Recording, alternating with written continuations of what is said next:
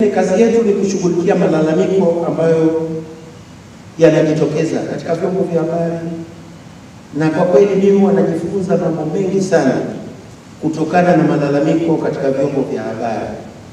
Wakati mwingine hata katika mitandao ya kijamii, wakati mwingine unafahamu kinachoendelea katika ofisi yako kwa kusoma kinachoandikwa nje, na wakati mwingine tunafahamiana vizuri kutokana na ufafanuzi ambao unaandikwa kuhusu wewe.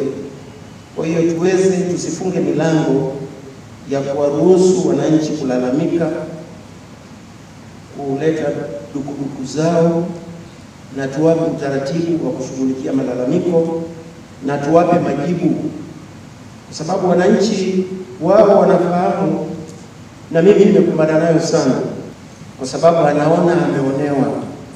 Sasa ni jukumu langu kumwelimisha kwamba sina mamlaka hayo.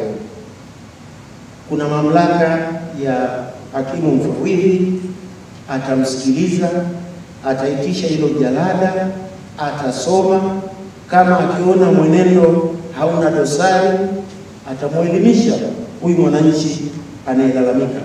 Kwa hiyo tusizibe hizi nafasi za wale wanaokuwa na ndugu zetu, kwa sababu uelewa wa sheria na taratibu za kimahakama bado ni mdogo sana katika jamii yetu. Bila kuwa na uongozi, mtakuwa siku zote tunatatua mivutano isiyo na maana. Kwa hiyo tuhakikishe tunakuwa hatuna migongano ambayo haisaidii wananchi, migongano ambayo haisaidii taasisi zetu. Siku zote tujaribu kutatua. Kama jambo ni zito, unalipandisha juu. Huku juu kuna njia nyingi sana ya kuweza kupata utatuzi.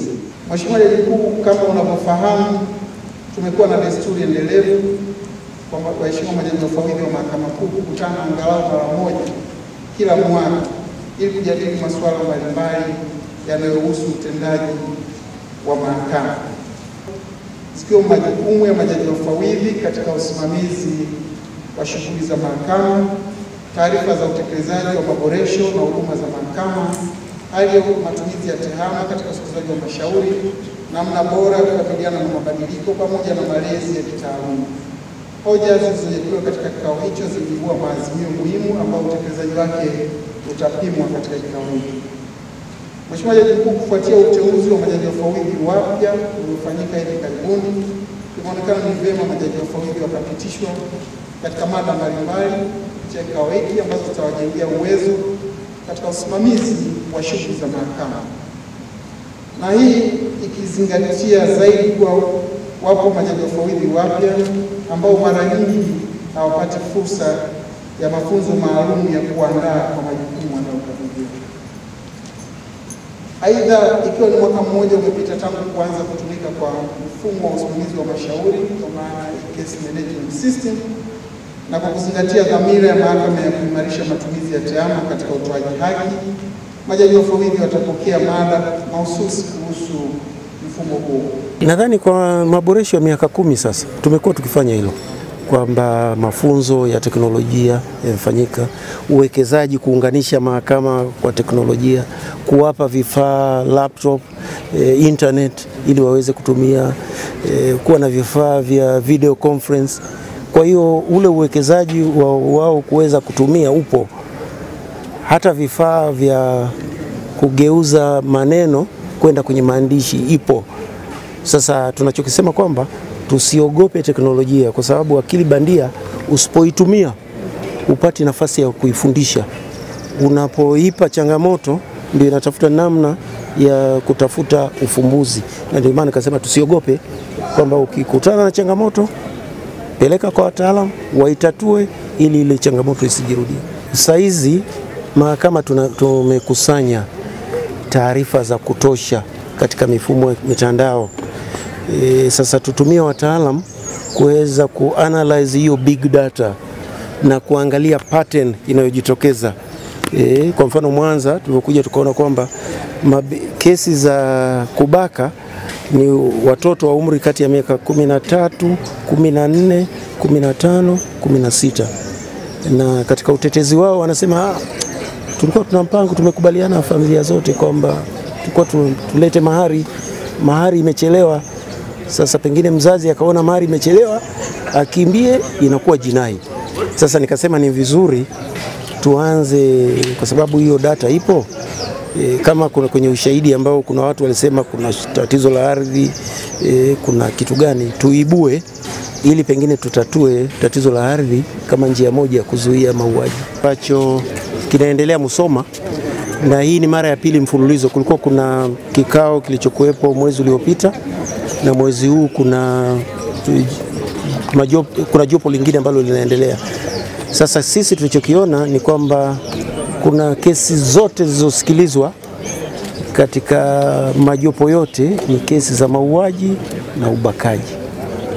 Na tukasema kwamba kwa sababu mahakama kupitia mashauri imekusanya taarifa nyingi sana za kiushahidi, nyaraka mbalimbali, sasa kwa kutumia akili bandia tuweze kutafuta namna ya kuchakata zile taarifa na kuzianalyze na kuangalia pattern kwamba zinatokana na nini. Ni migogoro ya ardhi ambayo baadaye inajitokeza kuwa ni kuna masuala pengine ya mirathi au nini. Kwa hiyo sikusema kwamba ni mila, ni kwamba ni lazima tuanze kufanya sasa utafiti. Wakoloni wao zamani walikuwa wanafanya utafiti, wanaangalia yale maamuzi, wakiona kwamba kuna aina fulani ya mashauri yanajitokeza sana katika eneo fulani, wanatuma watu wa sosiolojia, wanatuma watu wa psychology, wanaenda wanafanya utafiti, wanajaribu kuibua kilichokuwa kimejificha.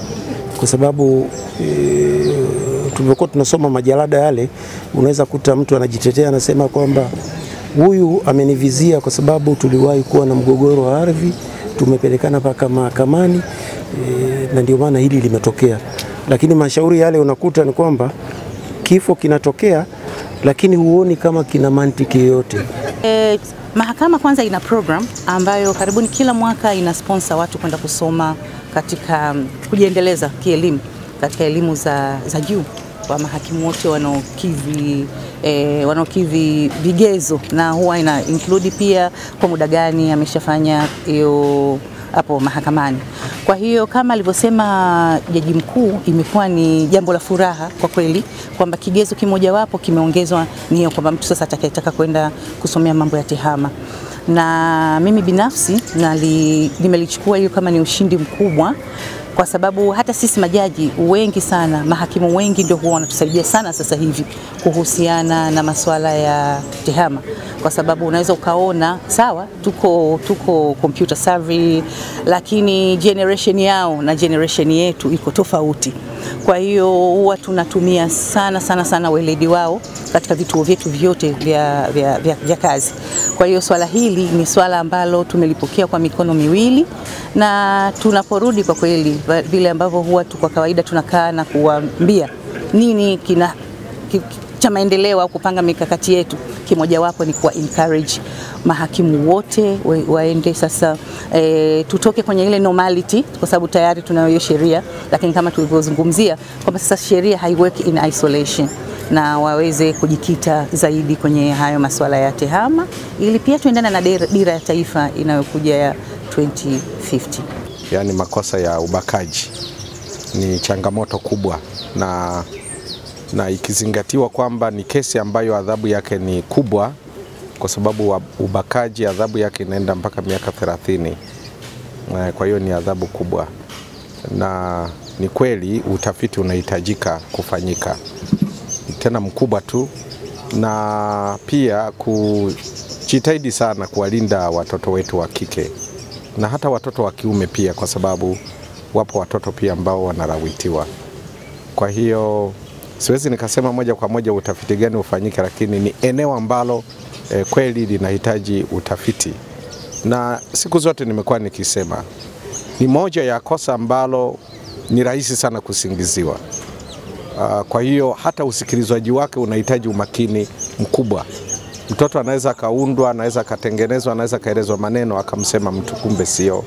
kweli, lakini jambo kubwa ni kwamba watoto wetu wa kike walindwe, na sehemu kubwa ni kuwapa elimu au kuwa na shughuli itakayowafanya waifanye badala ya kukaa tu bila kazi maalum ya kufanya, na hatimaye wanaingia kwenye mambo kama hayo. Jambo la upande wa ardhi, ni kweli migogoro mingi mahakamani, hasa Mahakama Kuu inatokana na migogoro inayotokana na ardhi. Na migogoro hii inayotokana na ardhi hasa mjini ina changamoto kubwa, na kwa upande mmoja inasababishwa na mamlaka zinazohusika na upimaji wa ardhi kutolipa fidia inayotakiwa kabla ardhi haijagawiwa au kabla haijapimwa, ni jambo kubwa. Kwa hiyo ni changamoto kubwa.